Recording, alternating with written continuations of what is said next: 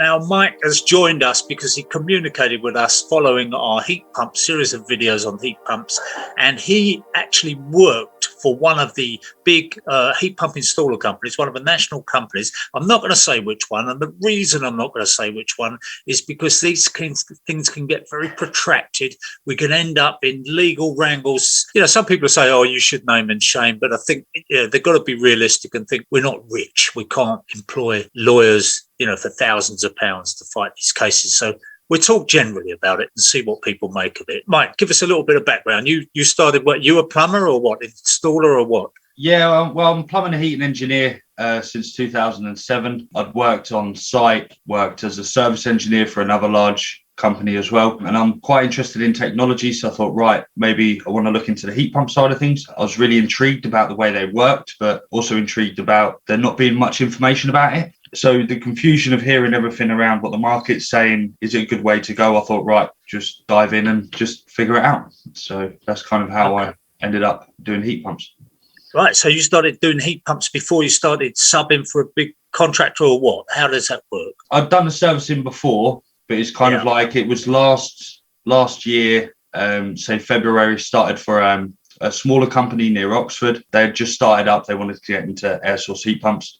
That didn't quite work out. They were still trying to figure out which direction they wanted to go.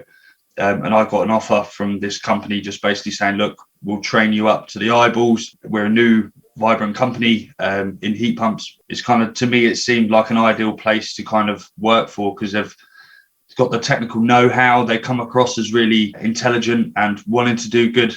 And that's kind of why I chose that company as well. So are you now trained up to the eyeballs then? No, not at all. Maybe self-trained. Self-trained?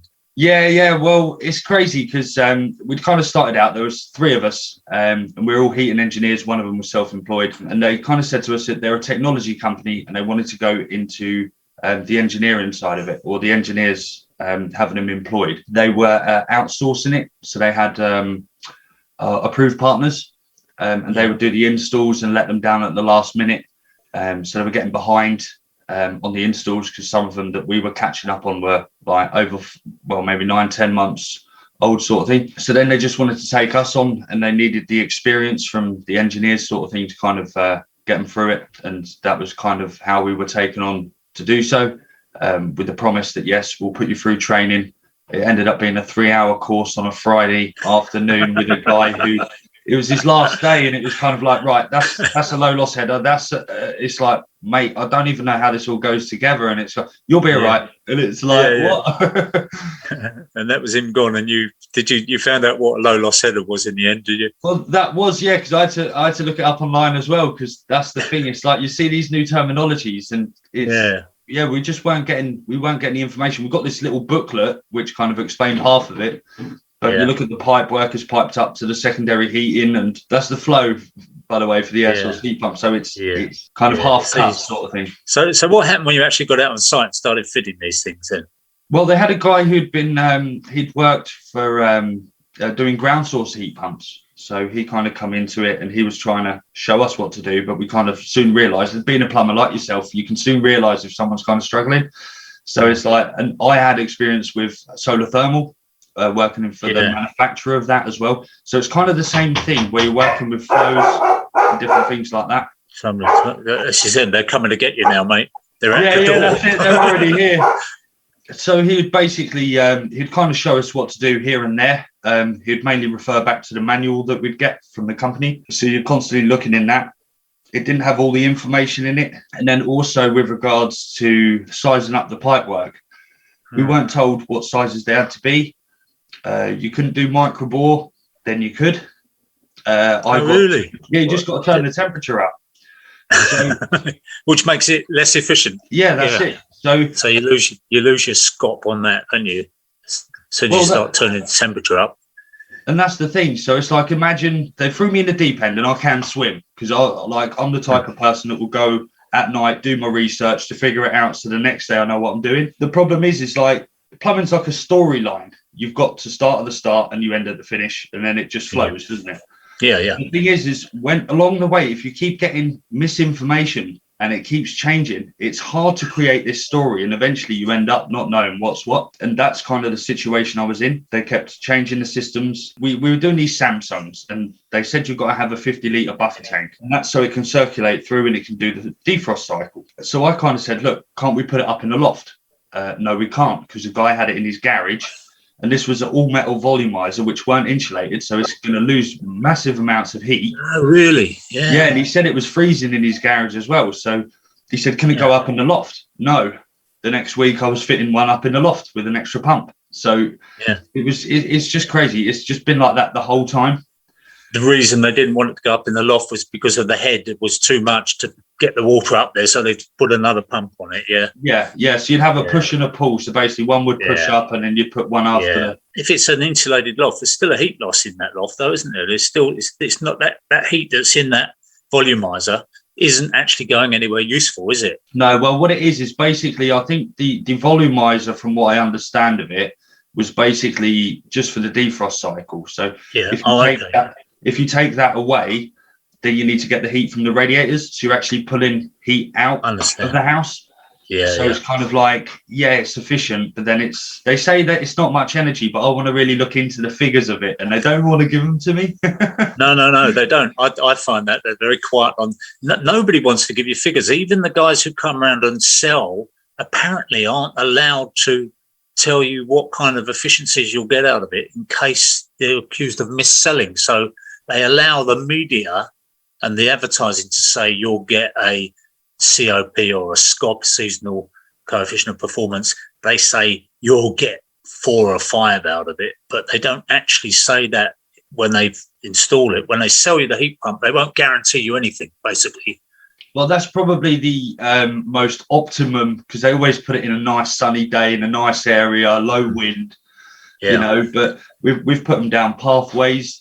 I mean, you said someone asked you to put one underneath a tree before, right down in the garden, So it kind of depends where it is. What we were struggling with as well is being on site. They had site surveyors, and they did not know what they were doing. No.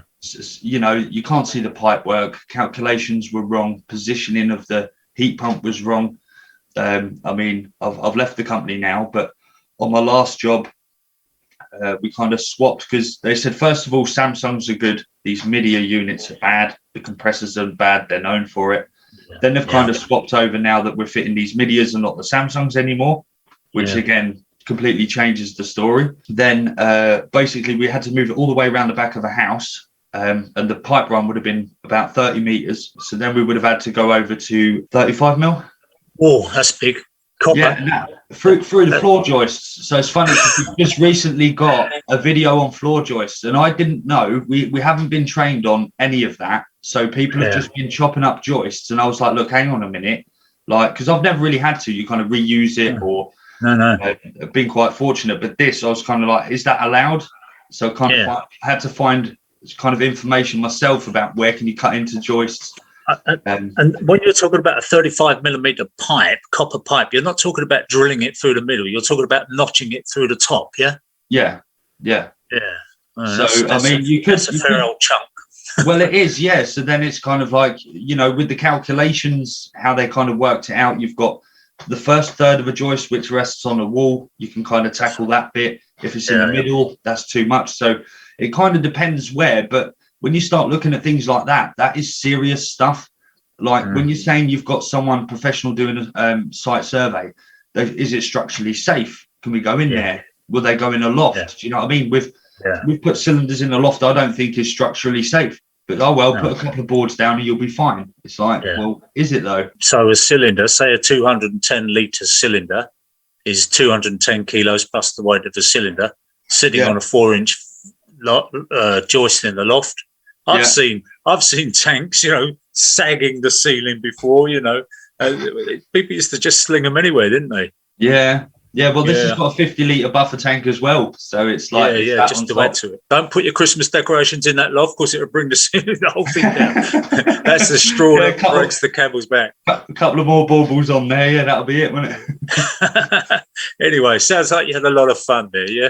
Yeah. So yeah. how were the customers? Were the customers happy or not? No, because I kind of spoke to the company about it because I had a sense of financial entrapment. Yeah. So I wouldn't just say this, right? So basically, I find financial entrapment being you're all right, everything runs smooth up until you paid your money, and then after that, it's just nothing. Yeah. So the people are questioning what system are they getting, when are we coming round? The deliveries were wrong all the time, and then they're not communicating. So you've got account managers there. They take the phone calls, they arrange stuff with the customer. They're all of a sudden not available. So we're turning up on site trying to do these jobs. Half of it's not what's been arranged. So then you're battling with the customer, trying to make sure that they're happy as well. Doing the install feels dodgy as well because you're not really qualified. So they start asking you questions that you can't really answer. So that was kind of uncomfortable. And yeah, it was always trying to sort out the problems from what was happening in the office. Yeah. And Yeah. because they're a technology company, they've never had heating engineers, so they don't know how it works. And I've tried to help them along, and they just don't care. Like, for instance, we had on a Friday 3 other engineers. I'm pretty competent, so they're like, look, could you show these other guys what to do? So done all of that. Monday, they sent some random dude over there who hadn't even been with me that Friday to finish it off, and he had no experience, so he messed it all up. He put, you must know the press fit.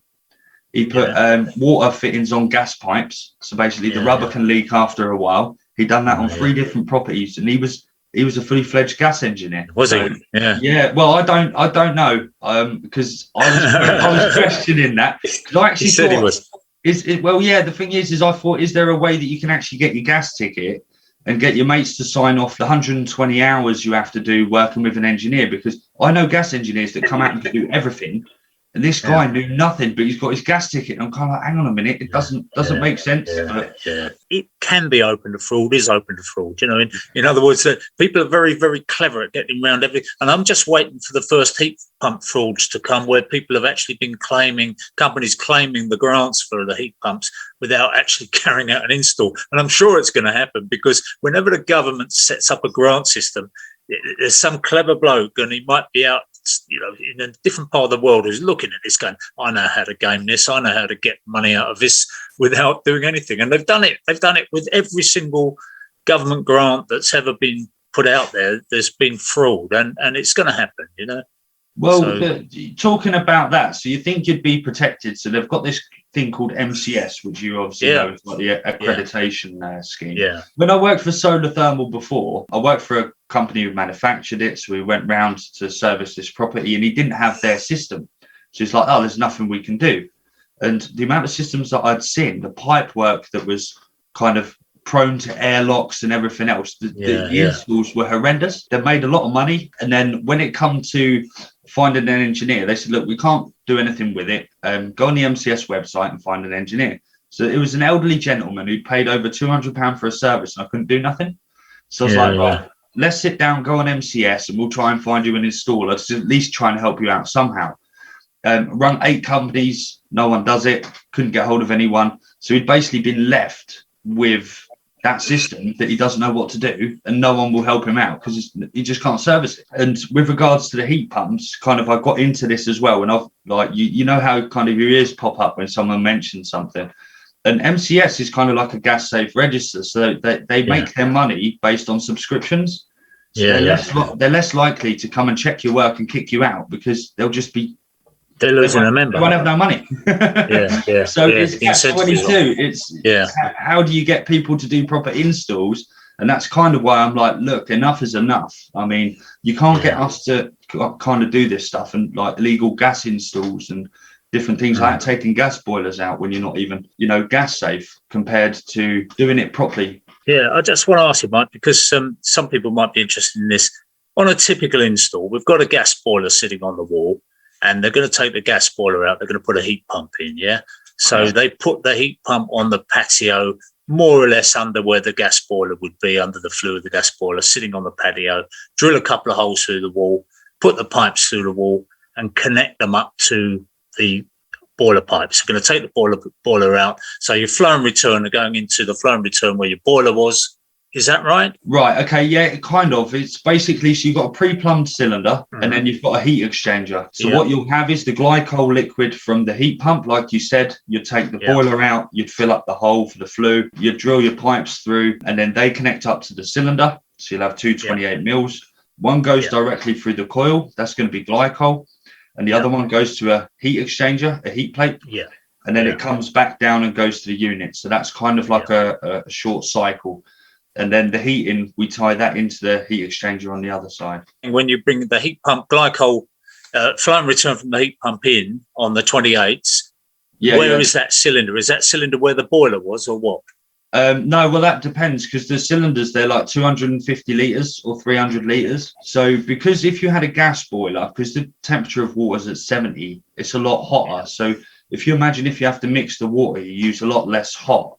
But with a heat pump, because they run at a lower temperature, you'd need more of that water to actually have a shower.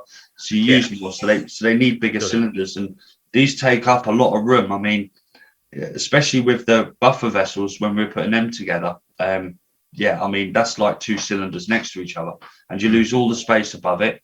You've got 3 expansion vessels. I mean, I've got some pictures, and that it's huge. And some of the engineers were taking up whole cupboards, and it was kind of like, it's more industrial. I mean, you need a mansion just to fit it, really. Well, so what happens when somebody's got a combi boiler and they don't have an airing cupboard, they don't have a cylinder, so you've got to put a cylinder in, you've got to find somewhere to put that, Yeah. Is that the surveyor who does that, who works that out, or what?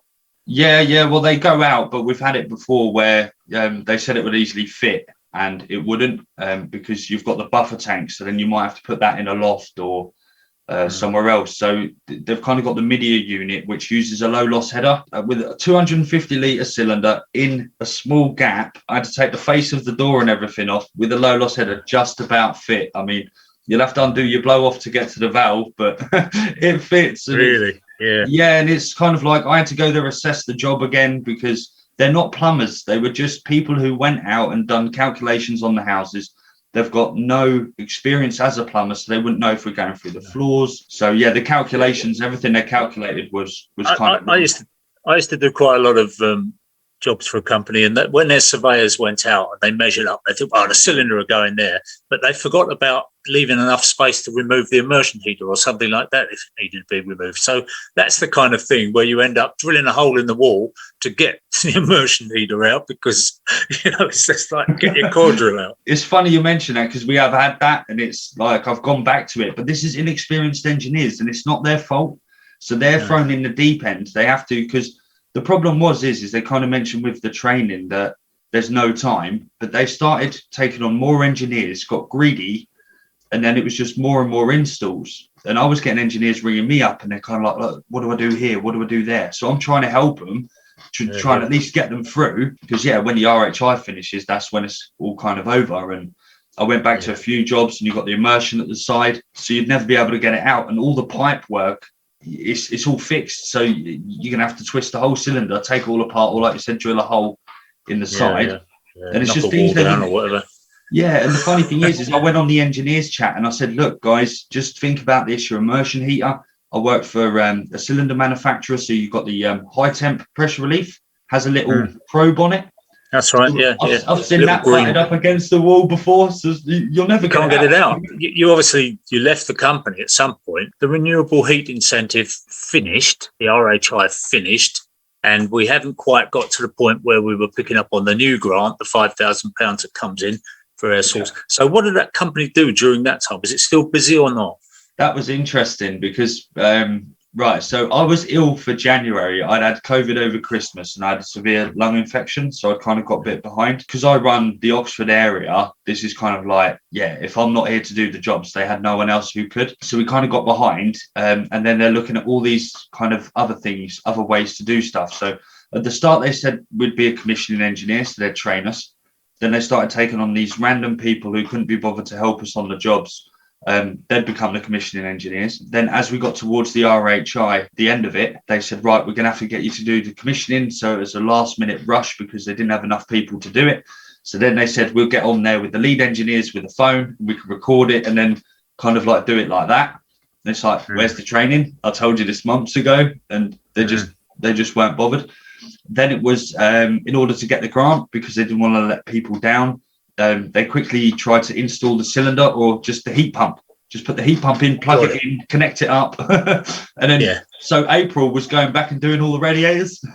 So it was just, as long as the system was in, that was it. And they've got them over the line sort of thing, and going back and doing the radiators and stuff like that. I'd like to talk to you about controls as well, just briefly, because they've got to have some kind of weather compensation on them to work efficiently, haven't they, really? You need to have that. Now, these are smart controls, and I'm getting a lot of emails now. We're getting a lot of emails on Skill Builder from people who are saying, this is an absolute nightmare, this control system, because it seems to be switching itself on and off regardless of what we want. And it seems like they've handed the whole job over to a computer. They've now got no control over their heating system whatsoever, and it's just running them up with the thing. So what's your experience of smart controls on these systems? It's a smart thermostat, and they've got like this little round thing which is like a little node, and that's a thermostat that you have to put in the rooms. And they had the first version. I noticed that because they took on a lead engineer for the electrical side of things. He was the only one who knew how to wire it up. We'd get the system up and running. We'd have to use a thermostat for it, just a normal room thermostat. So they'd be able to kind of control it just like the old fashioned way. So you go into that. And then this system, this smart thermostat, would then be installed. It wouldn't work. It wouldn't work properly. It would people would kick people out. The Wi-Fi connection, it was always a nightmare trying to get Wi-Fi connection. We had people where, say for instance, on a Samsung unit, it's all wired into the board. You've got a timer clock, so you have to do the Legionnaires once a week. So you have to set the timer clock once for it to come on. So if ever anything didn't work with the unit, you can actually just flick the switch, turn the timer clock on, so your immersion's hardwired into the electric sort of thing. But where you've got a Samsung, because it's in the unit, this smart thermostat takes over everything. So you can't actually switch the immersion on. So we've had people who didn't have no heating, but no hot water neither. And bearing in mind, right, these people are paying £12,000 to £15,000 for an installation. If you look on the website, they're saying we're the best thing since sliced bread. We've got it all sorted and everything else. And it's kind of like we're getting into situations like that. And I said, look, I said, why don't we just, because I just speak my mind. I was like, why don't we get a hive or a nest? And then basically get that installed so it works. And it does work, because the lead engineer showed me the other day, I think they had 2 heat pumps doing 2 separate things, and he used like a hive on that. The system that we had couldn't do it. The first one couldn't do underfloor heating. Really? Yeah. So that's a bit of a problem, isn't it? Well, yeah, it's like Microsoft, you know, they throw something out there, they let you tinker about with it for 2 years, and then it's finally ready to be used. And it's kind of like with people having that and the misinformation, they're on like in the office doing things in the background, updating stuff and not telling anyone. So it's just guesswork as well. When customers are saying to me, I've tried to turn this down, it's going up to 45 degrees and I don't know what it's doing. And it's all kind of like, I mean, I watched the video on it as well, and they kind of say like, look, it's to basically take all the kind of pressure off of you, if there is any, setting a programmer, turning the heating up. But yeah, they want to control all of that on the pretense of saving money. So that was like a beta version that they put out. They were using the consumers to do the research for them and then tweaking it as they went. Yeah, and they're not even telling customers this neither. So, you know, where I said, look, at least have the hive where you can control it manually or override it. You know, I had a customer ring me up who's like, they've come round, they've lagged the hot and the cold pipes together. I can't control this system, like, you know what I mean? And I'm like, right, I'm on holiday, mate, but when I get back, I'll come and have a look. So really? Yeah, he's an elderly gentleman. That's the one where they sent like 5 or 6 different engineers around there, all doing random different things. Plumbers get a bad press, you know. People go, oh, rip off plumbers and all the rest of it. But I know people like yourself, and you know, I've done it. These old people, when they're stuck, you just go around and help them out, don't you? You know, you're not there to make money. You're just out there. See, you think, hang on a minute, this guy fought in the war, and now he's freezing to death. You know, I've got to do something for him, and it's that kind of thing where you just, you know, people think we're all rogues, but a lot of the time, like you say, you're on holiday, but you're thinking, no, when I get back, I'll come and see you, so see if I can help. There's no money in it for you, is there? It's just trying to do the decent thing, really. Well, yeah, that's the thing. I mean, like, there's certain vulnerable people. I mean, we've done a lot of vulnerable installs as well, where, you know, there was a lady, she had dementia. and the husband's there as well. You need to get in and out, and we weren't in and out. And I was like, guys, you do realise what's going on here? It's like they can't be disturbed as much, and like yourself, it's elderly. I don't leave anyone without heating. Do you know what I mean? Especially in the winter. There's just certain morals, I think, that comes, don't be a plumber if you don't. Well, that's true. When I was choosing which of the building trades I wanted to enter, nobody said to me, "Oh, you'll be there at 11 o'clock at night trying to get their heating back on because you can't leave them without it." The brickie's gone home at 4 o'clock. The carpenter's not too worried, but the poor old plumber is there, trying to sort things out, and they're going, "Oh, when are we going to get the heating on? When are we going to get the heating on?" You do feel that you take the responsibility on your shoulders, don't you, for all these things, I like the way that technology works, and I think there needs to be more kind of information out there. And like we were saying before, like with Heat Geek, I mean, they know what they're talking about. They've got a course out there now, which is for BPEC, which is fair play, but they've not shown any of their installs. They've not shown the efficiency of it. And it's kind of like, well, I've got the information, but it's in my course. You've got to buy my course. And it's like, well, you can tell someone how a cylinder works. Don't mean that they're able to install it. Like, there's a lot more to it. But and that's why I wanted to do it. I thought, right, just come out, just have a look, see how it works, and just say, look, this might be for you, might not. I even thought of an idea. Why can't you have a solar thermal heat pump? So, basically, well, without they do exist. or They do exist, don't they? I mean, it's a brilliant idea if you can get a solar thermal backup on it. But again, it's not a cheap unit, is it? By the time you put solar thermal, I mean, I've done a lot of solar thermal. I've got it on my house. I love it, actually. I enjoy doing it. And when people said to me, well, when's the payback? When am I going to get my money back? I said, quite honestly, you probably never will. You want to do it because you want to do the right thing. You want to save the planet, then fine. Dylan had it in his house, and we used to compare what we were getting at for solar thermal on the controller. I'd be going, oh, I've got 92 degrees today. And he'd go, beat you, I've got 98 or whatever. So, no, we enjoyed having the solar thermal. It's not a cost-effective thing because the cost of putting the panels in, all the pipe work and the cylinder, it may now, of course, with the gas prices going up, it may be a proposition again. I think the thing is that the way it's been introduced now is on new builds. So a lot of people are buying these houses and they don't know how they work. So they're just switching it off. But that's like switching off the cooling liquid to your engine. You can't, because as soon the glycol will start to boil, your pumps, you know what I mean? It just causes goes into the sticky goo after that, doesn't it? Mentioning glycol, by the way, you put that into the heat pumps. You're trying to limit the length of the pipework, but you're saying to me you're going to put a cylinder up there. So that 28 mil pipework that you're putting from the heat pump to the cylinder is full of glycol. What happens there if that leaks? Is that a bit of a mess or not? Or is that all right?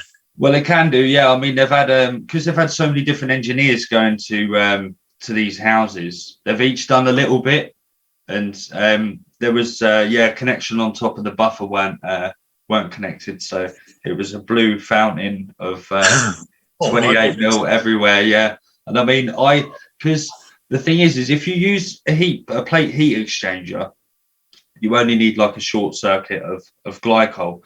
But if you use the low loss header, because it's a whole open system, it just mixes. So all your radiators will be full of blue liquid as well. Oh, really? I thought there was a coil inside them. I remember doing my initial drawing, and Adam at Heat Kicks, he said, "Oh, that's no good. That's just a thermal store you've put in there. That's not a buffer tank." But I was thinking, well, if you didn't do that, you would get glycol in the rads, which I wouldn't think was a great idea. But you're telling me that's what happens. What are we talking about? 40% glycol or something? I don't know. Well, funny thing, I didn't have a refractometer, so they wouldn't give me one. And we just had one tub. We just chucked in with a load of water, got it up to pressure, and left it. Chucked it in and hope for the best. It would go back to commissioning it. But the lead engineer was commissioning it with not enough glycol in, because I had the experience with solar thermal. I said, look, if you don't meet the criteria that they're asking for in the warranty, I said, you've just voided the warranty by signing it off. I said, so what are you doing? And then 2 weeks later, he's like, yeah, you come out with what I said. And I was like, guys, this is funny. I wish you'd had a camera with you, and I think we could have your adventures. You could write a book. Why don't you write a book? The thing is it's just speaking out. I mean, I don't like the way that I've been treated, the way the customers have been treated, and I believe as well that the smarter we get, I mean, we're not stupid people. People can understand plumbing. they'd have more understanding of what we have to go through. You know, it's not all just sunshines and rainbows. You've got to work on toilets that have been there for years and soil pipes and stuff. So just trying to make people aware of things. And if that is the route we're going to have to take, but also because, you know, you're a plumber, I'm a plumber. It's like, well, that doesn't sound right. I wouldn't invest. I mean, I had this training course as well. And this guy's like, oh, get a hybrid system. He's like, well, you have your gas boiler here and you have your heat pump there. And I was like, well, what's the point in that? It's like, what's the point in having a gas boiler and a heat pump? You're supposed to get rid of one to do the other. And it's like, there are some exceptions where you can't have a heat pump because of some restriction. But this is when they're talking about outlawing gas boilers. You've got to have a heat pump. And then they're going to have to acknowledge that some people can't have a heat pump for one reason or another. Then they'll allow you to have a gas boiler. And they will have these units which are gas boilers with heat pumps inside them. Having a hybrid system where you've got, you know, a gas boiler and a heat pump in one unit, so whichever one is the more efficient on the day kicks in, it's a great idea. I mean, you can get smart meters that check the spot prices on electricity and gas and switch on whichever one's cheaper. But it's not about that to them. It's about saving the environment. And they think that gas boilers are the devil's work, and that's it, isn't it? I mean, if you think about these installs and say, for instance, you've got to go back a lot, if you're right, so you're supposed to be saving energy on the install. So you go there, you're there for 3 days, you do the install and then you go away. Not ordering materials weeks after, going back each time. It's like, how are you saving on efficiency there? And it just doesn't make any sense if you understand. They're ignoring what they call the embedded carbon in the product, which is 5% of the global carbon emissions are in steel making. So every time you make a car, every time you make a boiler, every time you make a heat pump, you're adding carbon to the atmosphere. So then you've got to transport it. Then you've got to get your engineers who are driving diesel vans in to do it. So at the point where it starts to break even, is not going to be on day one when you start using a heat pump, go, oh, no, good. It's going to be probably a couple of years down the line before it's actually starting to tip the balance, which I'm not saying you shouldn't do it, but I think we have to acknowledge that in all these things. And if you get a case where I've seen, you know, they've had some bad ones. I mean, that Rip-Off Britain did a story where they actually took out loads and loads of heat pumps on housing association because they put them in, they weren't working, they took them all out and put gas boilers back in. How does that help the environment? You know, it's like, you know, it's got to work. And this is my big problem with it, is that if it doesn't work, you're putting it into properties where it will not work. There's loads of factors they don't speak about. I mean, HeatGeek kind of covered it a bit where they said that if you have too many fans in sync, it's going to echo like it does with the motorway. Like you said, you can't have a heat pump everywhere. We're installing them and taking them out. We've got the government's just shaking a wand or like, do you know what I mean? Here's $5,000, come and get it. But I'm kind of also saying that, like, with regards, I mean, I work for a respectable company and they're not even doing it properly. And from the training that I was hearing as well, they're just making it up as they go along. If that's what your training's going to be, you know, what can we take from all of this as well? So it's kind of like, make sure that proper gas engineer comes round. Ask, is it commissioning engineer? Do they know anything about pipe sizing or stuff like that? Just to kind of, or like you said, where they're installing it and taking it away, test it first. Let them test it. Let it do it in their own time, in their own money. I would have thought that a good place to start, if you were the government, a good place to start would have been to put a heat pump into 10 Downing Street and see how you got on. They've never done that. They don't have heat pumps in government buildings. They don't have them in schools. They don't have them in hospitals. There's loads of places they could have put heat pumps in without any of this grant business, just saying, right, let's try them out in schools, for example. You know, that'd be a fair one, but they didn't. They went for houses and they started this nonsense grant here, grant there, completely uncontrolled environment as far as I'm concerned. It just doesn't add up. It really doesn't add up. The funny thing is with these grants and that is the people we'd mainly go around is people with Teslas. They've got solar panels on the roof and they've got plenty of money. The boss of the company, who's a multi-millionaire, has 3 heat pumps in Cascade. He's got a 4,000 litre buffer tank. And I think the amount of RHI he gets back every year is insane. He gets so much money back. We had a guy come on there who had a heat pump installed. So what he wanted to do is he wanted to explain, he was just a customer and he wanted to explain the whole process of going all green with solar panels, everything else. He's like, he said, we bought a Tesla for 140 grand, but we got 95 grand tax relief from the government. 95 grand, like what? That's why Elon Musk is the richest man in the world, isn't it? Well, you know, this is what's happening all the time. It's robbing the poor to pay the rich. And the heat pump, the grant system, if you can afford a heat pump, £10,000 on top of the £5,000 grant you get to put a system in, in a reasonably large house. Okay, so 15 grand. You talk to the average working person, they're never going to be able to scrape together that kind of money when they're struggling to pay their fuel bills anyway. It's just, it's immoral. I think it's immoral. Well, it is. It is funny that now the RHI has ended, that the electric prices have gone up. So now customers are paying even more now. Get rid of their gas boiler. So I'm kind of like, well, that's right. How well have we actually done for them?